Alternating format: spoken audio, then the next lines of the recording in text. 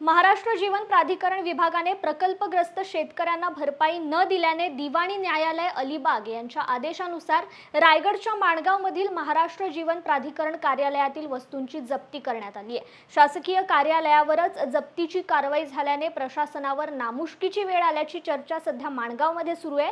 अलिबाग दिवाणी न्यायालयाने वसुलीसाठी शेतकरी तुकाराम हरी गायकर यांच्या तक्रारीवर विधिज्ञ मनजित ठाकूर आणि त्यांचे सहकारी वकील यांचे मार्फत खुर्ची, टेबल, सीलिंग, फॅन, कपाटे, संगणक संच या जंगम वस्तूंची जप्ती केली। यावेळी माणगाव आणि अलिबाग न्यायालयाचे बेलीफ तसेच कर्मचारी उपस्थित होते। 8 जानेवारी 2024 ला सर्वप्रथम कारवाई करण्यासाठी शेतकरी या ऑफिसला आले होते।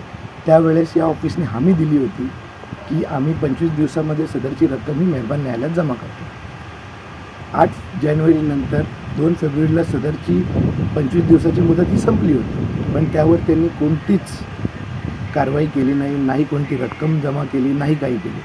त्यानंतर मेहरबान न्यायालयापुढे आम्ही परत एकदा अर्ज दिला की सदरचे 25 दिवस हे पूर्ण झाले असता त्यांनी कोणतीच रक्कम अद्यापर्यंत न्यायालयात जमा केलेली नाही।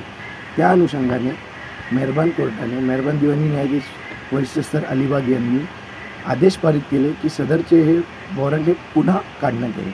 त्याप्रमाणे आज रोजी सदरची वॉरंटची बजावणी आज या ऑफिसवरती झालेली आहे।